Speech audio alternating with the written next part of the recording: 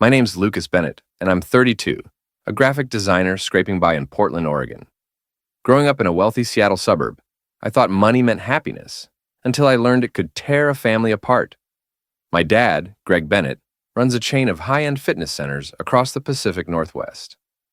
My mom, Diane, is a real estate agent who sells multi-million-dollar homes to tech moguls. Then there's my younger brother, Tyler, 29, the golden boy, a former college football star turned social media fitness guru with 1 million TikTok followers. Me? I was always the afterthought, the kid who didn't fit the Bennett brand of flashy success. Last month, everything changed. My grandma Ruth, the one who built the Bennett fitness empire from a single gym in the 70s, passed away at 80. She was the only one who ever got me, always slipping me art supplies when Mom complained I was wasting time drawing instead of joining the family business. I flew to Seattle for her funeral expecting nothing but grief. Instead, I walked into a firestorm at the lawyer's office in downtown Seattle. With rain pounding the windows, the will was read. Grandma left me her original gym, now a historic landmark worth $10 million, and half her personal savings, about $2 million. Tyler got her vacation house in the San Juan Islands and the other half of the cash. Mom and Dad? They got nothing but a letter to be read privately. Dad's face turned red as a stoplight. "This is a mistake," he shouted, slamming his fist on the table. Mom grabbed my arm, her nails digging in. "Lucas, you can't keep this. Tyler's building the Bennett legacy. You'll ruin everything." I was floored. Grandma's gym wasn't just property, it was her heart and soul.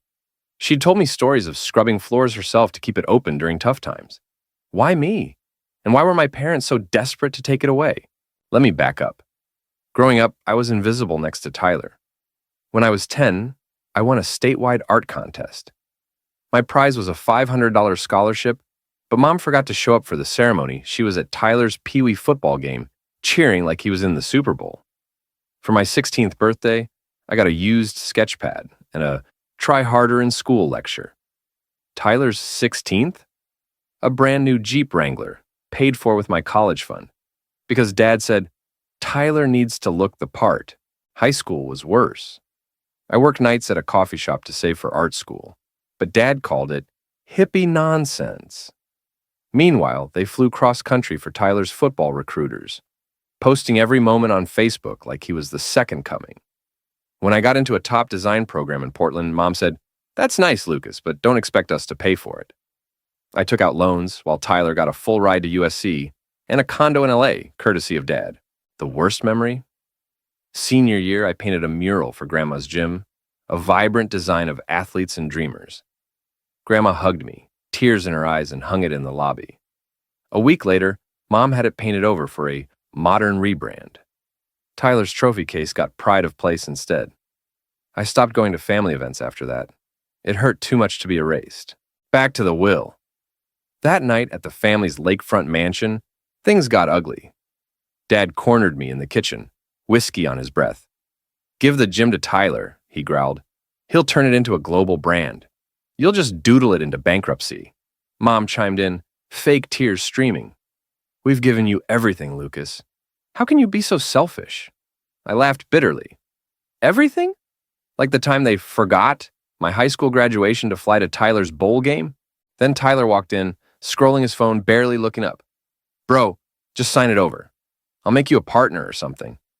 That's when I snapped. "I'm done being your shadow, Tyler." Grandma chose me. His smirk faded, and for the first time, I saw something like fear in his eyes. Later, I found a note slipped under my hotel door. It was from Mom, but not an apology.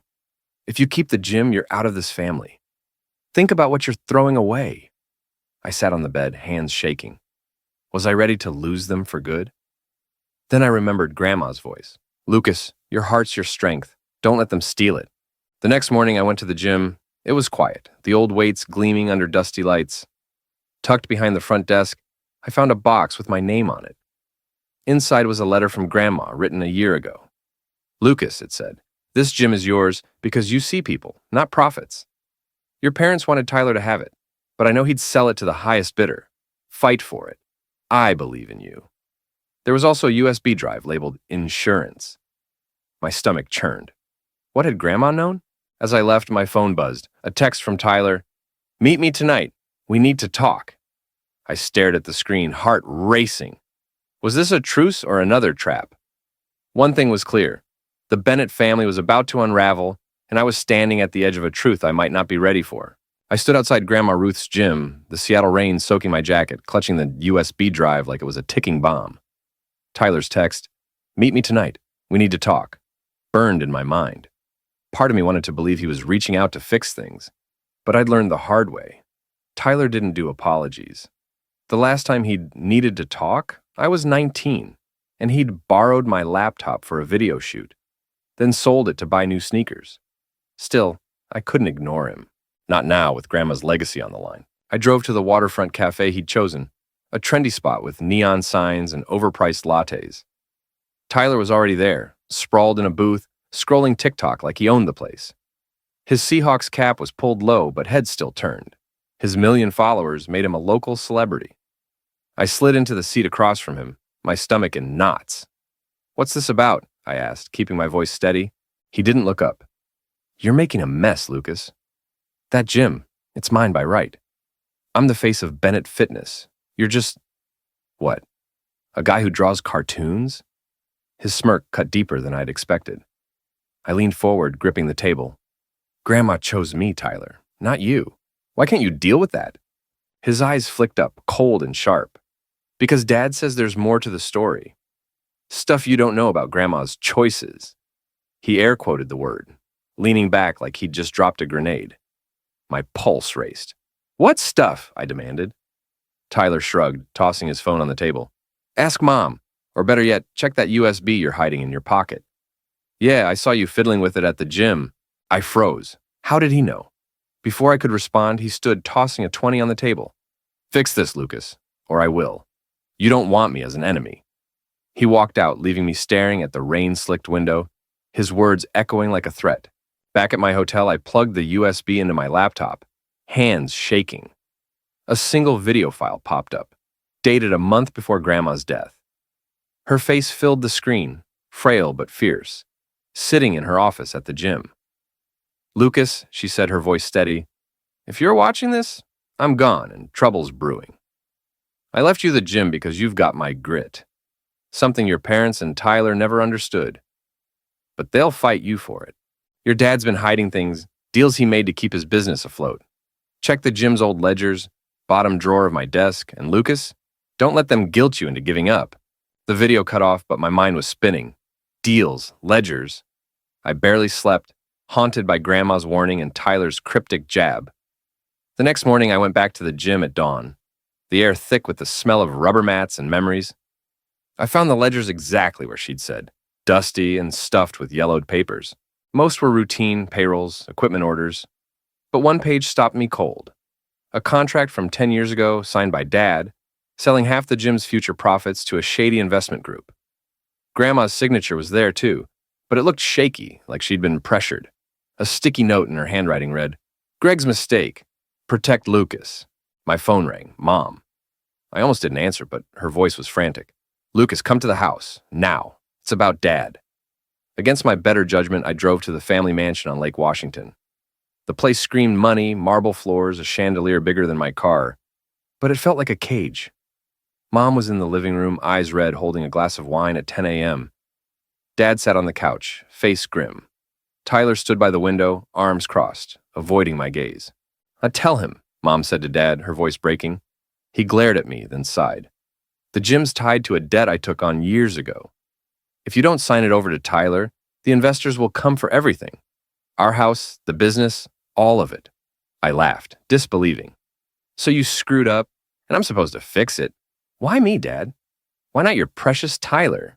Tyler spun around, face flushed. Because I'm saving the brand. You think you can run a gym? You'll tank it in a month. Mom jumped in, pleading.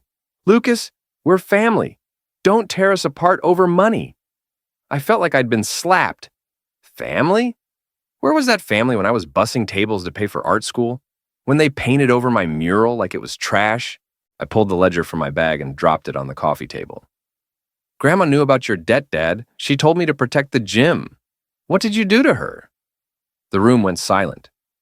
Dad's jaw tightened, and for a second, I thought he'd lunge at me. Mom gasped, spilling her wine. Tyler just stared like he was seeing me for the first time. Then Mom whispered, "She warned us you'd find out." Find out what? Before I could ask, Dad stood, voice low. "You want the truth, Lucas? Fine. But you won't like it."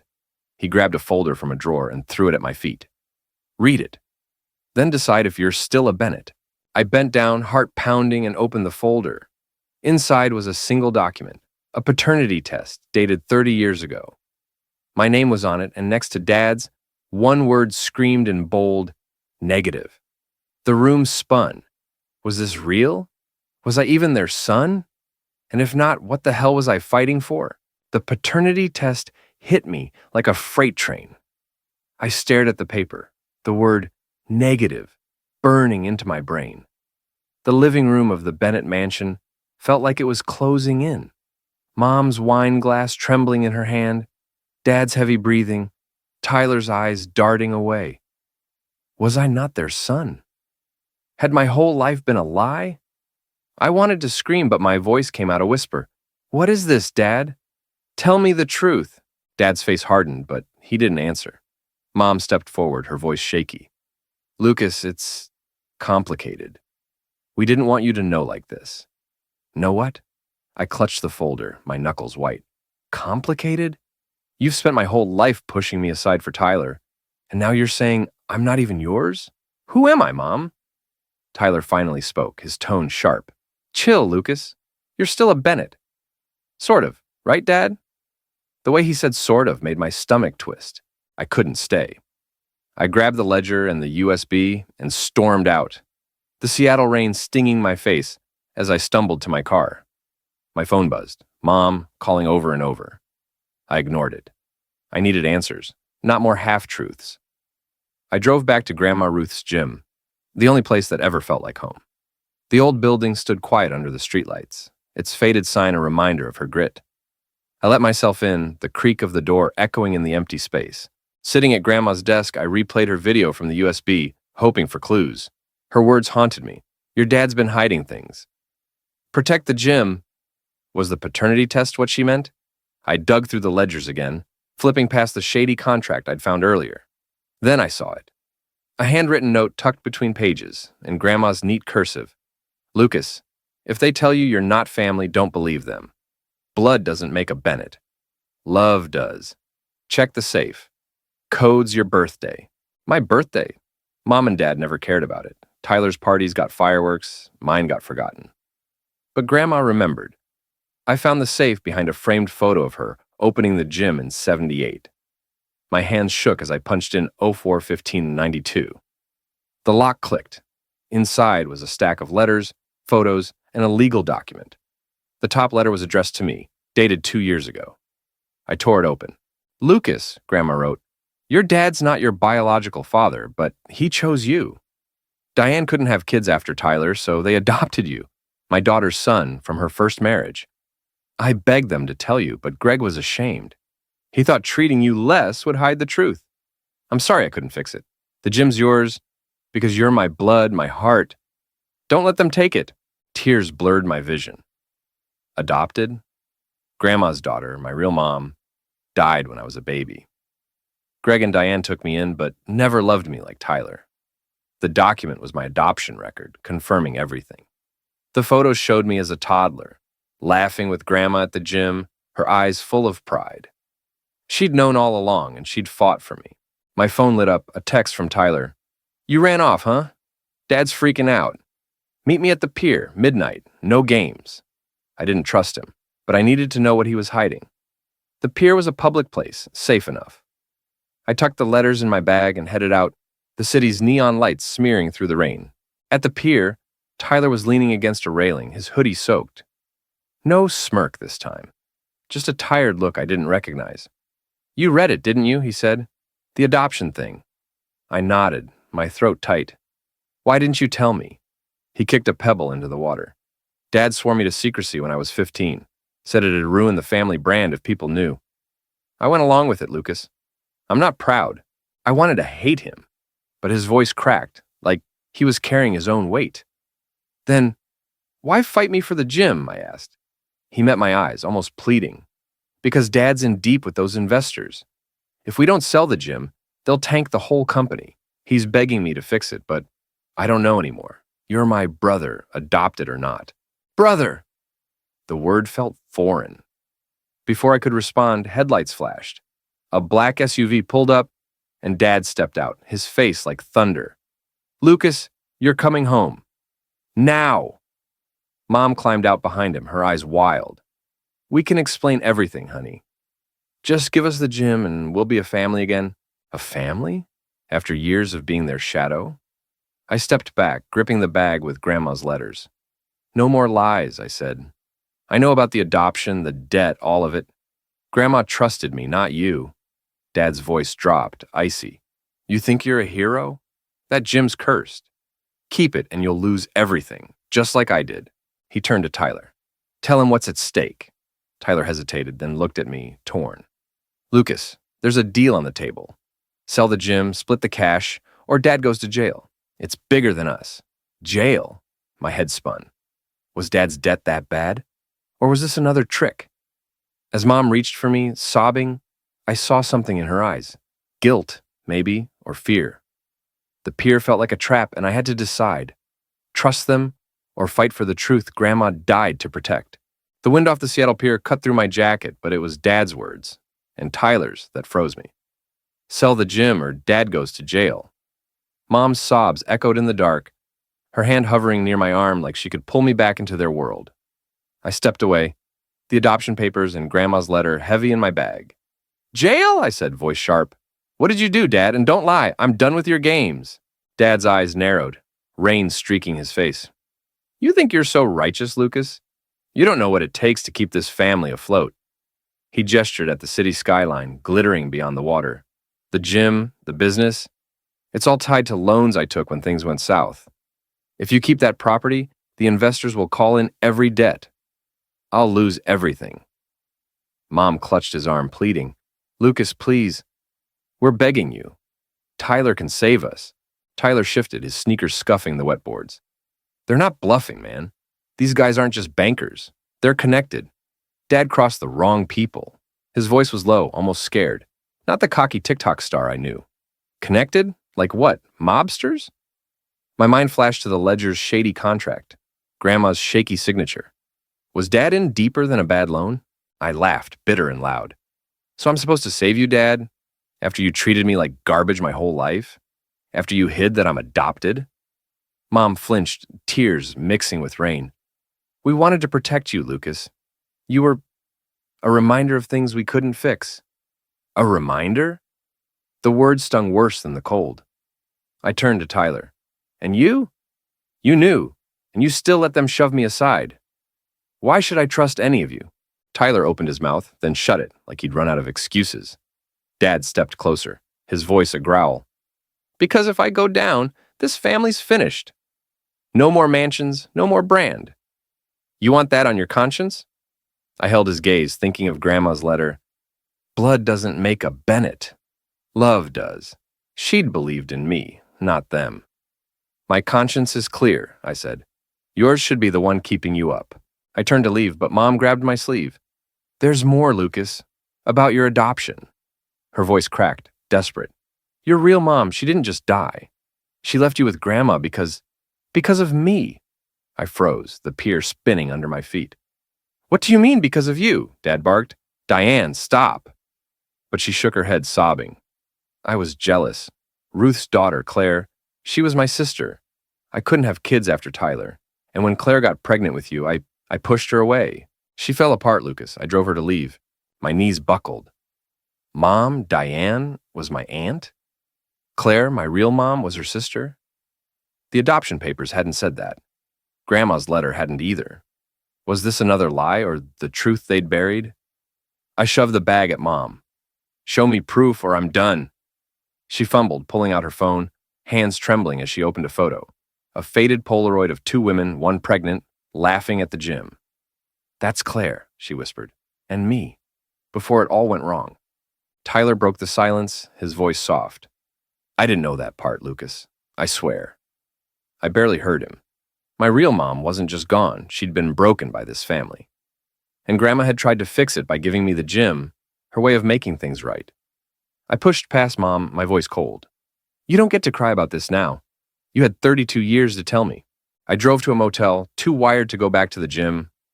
My phone pinged, a voicemail from an unknown number. I played it, and a man's voice, smooth and menacing, filled the room. Mr. Bennett, you've got something we want?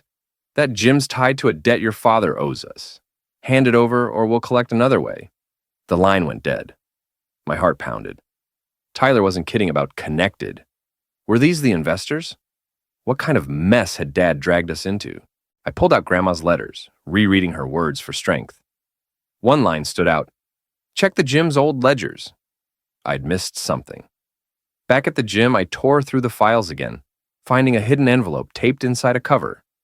Inside was a deed, not for the gym, but for a storage unit across town, in my name. A note from Grandma read, If they come for you, this is your leverage. Leverage? Against who? Dad's creditors? The family. My phone buzzed again. Tyler texting, I'm at the gym. I messed up, Lucas. Let me help. Help? After everything? But the voicemail's threat echoed in my head. I couldn't do this alone. I grabbed the deed and headed back, the city a blur of rain and doubt. As I pulled up, Tyler was there, soaked and pacing. Behind him, a figure stepped from the shadows, Mom holding a box. Lucas, she said, voice raw. This was Claire's. You deserve it. I stared at them, the gym looming like a judge. Was this redemption or another betrayal? The storage unit deed burned in my pocket, and I knew whatever was there could change everything, or destroy us all. The rain had stopped, but the air outside Grandma Ruth's gym felt heavy, like it was holding its breath. Tyler stood under the flickering streetlight, his face half hidden by his hoodie. Mom, Diane, my aunt, not my mom, I reminded myself, clutched a small cardboard box, her eyes red and pleading. The storage unit deed in my pocket felt like a grenade, and Grandma's words echoed, This is your leverage. Leverage against what? The family staring me down? Or the faceless creditors threatening Dad? I tightened my grip on my bag. What's in the box, Diane? I asked, my voice steadier than I felt. She hesitated, glancing at Tyler, who shrugged like he was as lost as I was. It's from Claire, she said softly. Your real mom. Ruth kept it for you. My chest tightened. Claire, the woman Diane had driven away, her own sister. I wanted to believe this was genuine, but after a lifetime of their lies, trust was a luxury I couldn't afford. Open it, I said, nodding at the box. Now. Diane fumbled with the tape, her hands shaking. Inside were a worn journal, a locket, and a stack of drawings. Childish sketches of the gym, signed Lucas, age 5. My breath caught. I remembered those drawings, made during summers with Grandma, when she'd let me doodle while she worked. The journal was Claire's, its pages filled with loopy handwriting. I flipped to a random entry. Diane hates me now. She says I stole her life, but I just want Lucas to be safe. Ruth promises she'll protect him. Now my eyes stung. Safe from what? Tyler peered over my shoulder. Whoa, that's heavy. Did you know any of this? I shook my head, too choked up to answer. Diane's voice broke the silence. Claire was struggling, Lucas. After you were born, she got sick. Depression. I couldn't handle it, so I pushed her away. I thought adopting you would fix everything, but it didn't. Her words landed like punches. Fix everything? I was a kid, not a project. I slammed the journal shut. You don't get to rewrite history, Diane. You and Greg chose Tyler over me every day.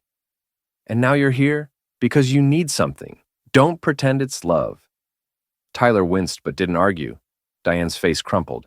I'm trying, Lucas. I kept this box because I knew one day you'd need her. Claire. I wanted to throw it back at her, but the locket glinted, stopping me. I opened it. A tiny photo of Claire holding baby me, smiling, my real mom.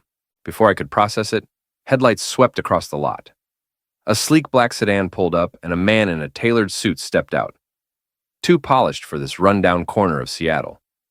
Lucas Bennett, he called, his voice smooth as ice. My stomach dropped. The voicemail from last night, the creditor. Tyler tensed beside me. Who's that? He whispered. Diane grabbed my arm. Don't talk to him, Lucas. He's dangerous. The man approached, unfazed by the rain starting again. I'm Victor Crane, representing certain investors your father owes. That gym's collateral for a $15 million debt. Sign it over, or Greg's troubles get uglier. His smile was all teeth, like a shark circling.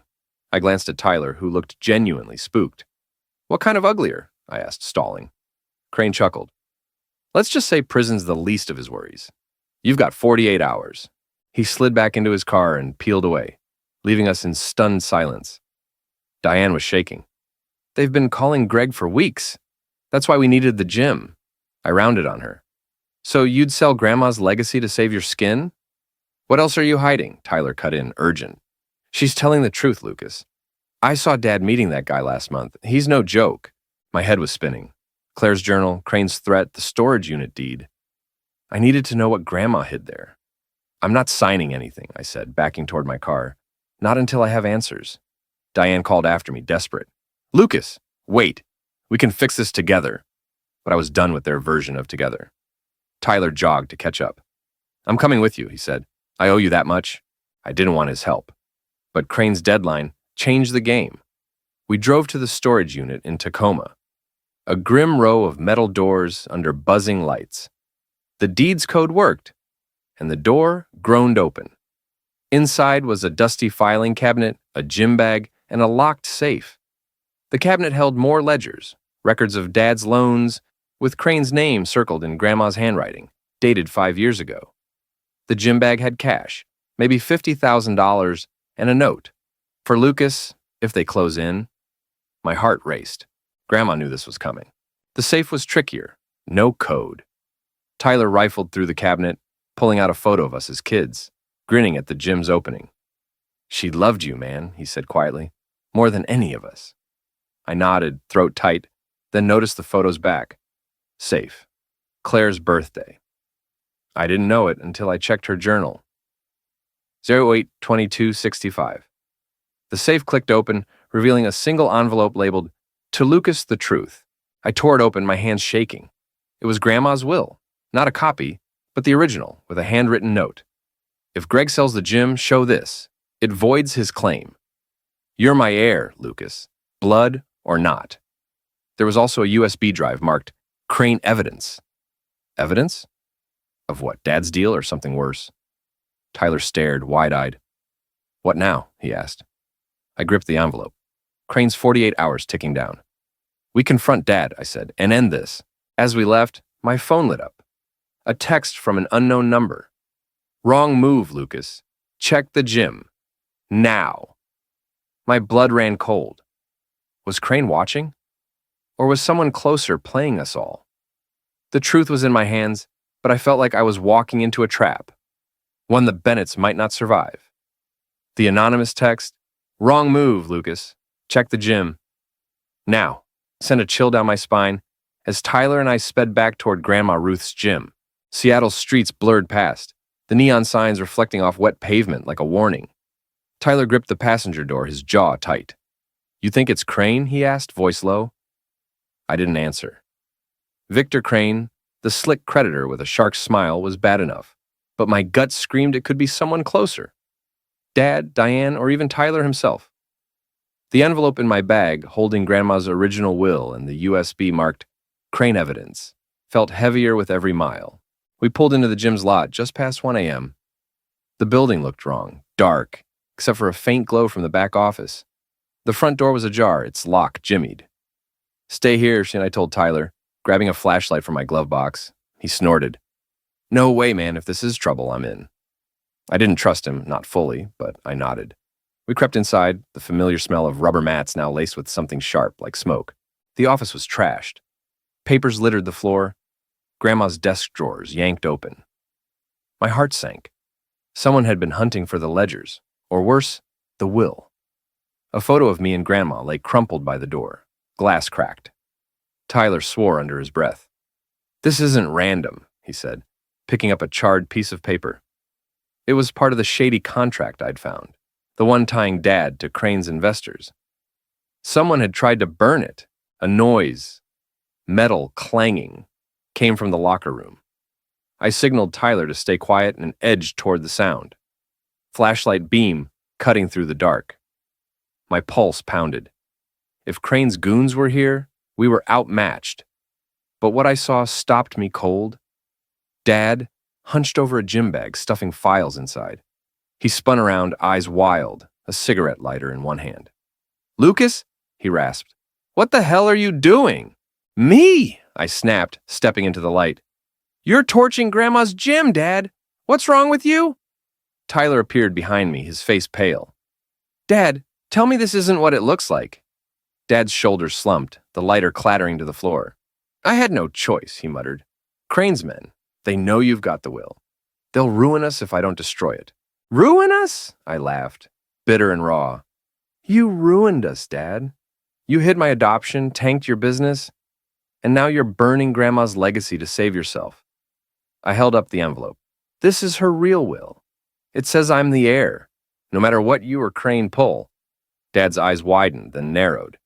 "Give it to me, Lucas. You don't know what you're messing with." Tyler stepped between us, surprising me. "Back off, Dad. He's right. You've lied enough." I stared at him, unsure if this was real or another act. Dad's voice turned desperate. "Tyler, you're my son. Help me fix this, or we'd lose everything. The house, the brand." Tyler shook his head. "I'm done cleaning up your mess. Lucas deserves the truth." The truth. I thought of Claire's journal, her pain, and Diane's guilt. "Start talking, Dad," I said, voice hard. "What's Crane got on you, and why'd you hide Claire?" He sank onto a bench, looking older than I'd ever seen. "Claire, she found out about my loans years ago. She threatened to tell Ruth, so I told Diane to cut her off. After she left you with Ruth, I took on Crane's money to keep the business alive. But it wasn't just a loan. They own me, Lucas." "Own him?" My mind raced to the USB. Crane evidence. Was it proof of Dad's deal or something bigger?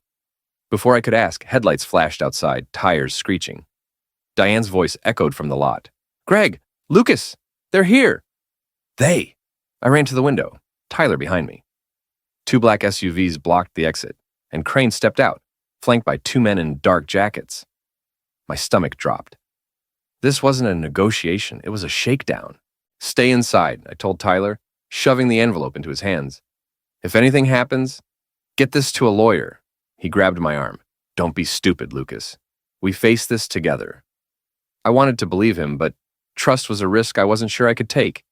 Diane burst in, frantic. "They want the gym tonight, or they'll hurt Greg." "Hurt him? After everything, why did that still twist my gut?" Crane's voice boomed through the open door. "Lucas, let's make this easy. Sign the deed, or your dad's debts become personal." I glanced at Dad, slumped and broken, then at Tyler, holding the will like a lifeline. Diane's eyes begged me to save them. But Grandma's voice rang louder. "You're my heir!" I stepped toward the door, heart hammering. "No deal, Crane. I've got proof you and Dad broke the law." "Want to test me?" Crane laughed, cold and sharp. "Proof? You're bluffing, kid." Was I? The USB was unopened, a gamble I hadn't checked.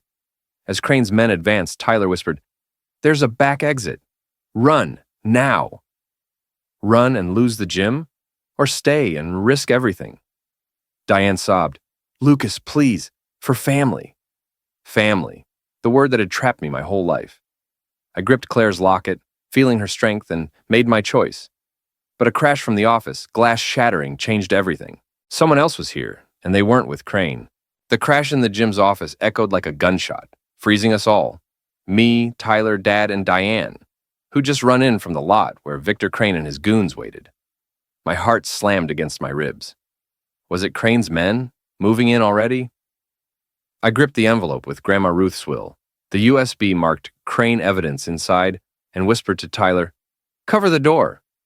He nodded, his face pale but set, like he was finally done playing Dad's pawn. I crept toward the office, Claire's locket heavy in my pocket, a reminder of what I was fighting for. The door was half open, glass shards glittering on the floor. A figure knelt by Grandma's desk, rifling through papers. Not a thug, but a woman in a trench coat, maybe 50, with sharp eyes and a recorder in hand. She stood unfazed as I raised my flashlight. Lucas Bennett, she said, calm as if we'd met at Starbucks. I'm Ellen Voss, private investigator. Ruth hired me last year. My jaw dropped. Grandma? I stammered. Ellen nodded, pulling a flash drive from her pocket. She knew Greg was in deep with Crane, extortion, not just loans. This has proof, recordings, bank transfers. Crane's been skimming your dad's business for years. I stared, connecting the dots to the USB in my bag. Grandma hadn't just left me the gym, she'd armed me. Tyler, listening from the doorway, muttered, Holy crap, Dad, what did you do? Dad shoved past, his voice hoarse. Give me that drive, Lucas. Crane'll kill me if it gets out. Diane grabbed his arm, frantic. Greg, stop! This is our chance to fix it. Fix it? I laughed, bitter. You fixed it by lying about Claire, by burning Grandma's files. You're done calling shots. Ellen raised an eyebrow, handing me her card. Ruth said you'd fight. Use the drives, both of them.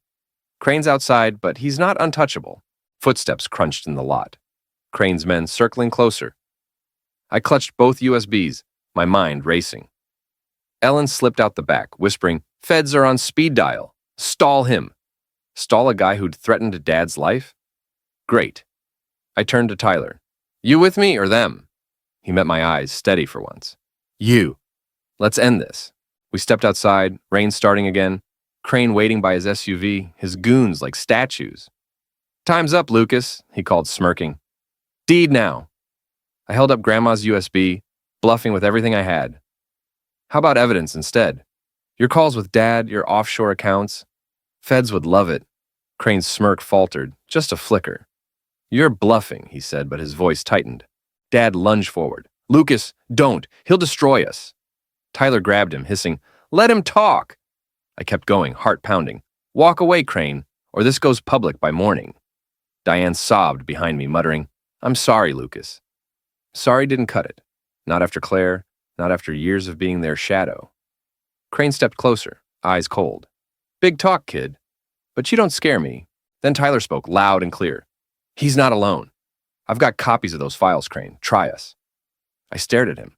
When had he become my backup? Crane glanced at his men, then back at me, calculating. Finally, he laughed, low and mean. 48 hours, Lucas. Find a better offer, or I take more than the gym. He climbed into his SUV, tires screeching as they vanished into the night. Dad collapsed against the wall, muttering, You've killed me. Diane reached for me, tears streaming. Lucas, I hid Claire's truth because I was ashamed. She loved you. I failed her. Her words hit hard, but I stepped back. You failed me too, Diane, both of you. I looked at Tyler, who nodded, like he got it. The gym stood silent, Grandma's legacy safe for now. But Crane wasn't done, and neither was I. I needed to face Dad and Diane one last time, to bury their lies or burn them down. The gym's quiet felt sacred after Crane's SUVs roared off, leaving me, Tyler, Dad, and Diane in the wreckage of our family. Dad slumped against the wall, muttering about ruin. Diane's tears soaked her face, her apology, I'm sorry, Lucas, hanging unanswered. Tyler's nod, steady and sure, was the only thing keeping me grounded. Grandma Ruth's will and the USBs in my bag held the truth, but truth wasn't enough. I needed closure, not just for me, but for Claire, my real mom, whose locket burned against my chest. I faced Dad, my voice low but firm. We're done hiding, Greg. You and Diane, tell me everything or I walk away for good. He flinched like I'd struck him. Diane stepped forward, wringing her hands. Lucas, I'll tell you. All of it. Tyler moved beside me, silent but close, like he was finally choosing my side. I nodded at Diane. Start with Claire. No more lies. She sank onto a gym bench, voice trembling. Claire was my sister, my best friend, until I let jealousy ruin us. When she got pregnant with you, I was barren after Tyler. I hated her for it. When she spiraled, depression, debt, I didn't help. I told her to leave you with Ruth, thinking I'd raise you better. But I couldn't love you like Tyler. I was ashamed, Lucas, and I punished you for my failure. Her words cut deep, but they fit the pain in Claire's journal, the locket's photo of a woman who'd wanted me. Dad's head snapped up, voice rough. Don't pin it all on you, Diane. I pushed Claire out too. She knew about my loans, early ones, before Crane. I was scared she'd ruin the business, so I told Diane to cut ties. When Ruth gave us you, I thought it'd fix things. but you reminded me of my mistakes. Mistakes? I was a kid, not a debt. I clenched my fists, holding back years of hurt. You chose shame over me, I said. Both of you.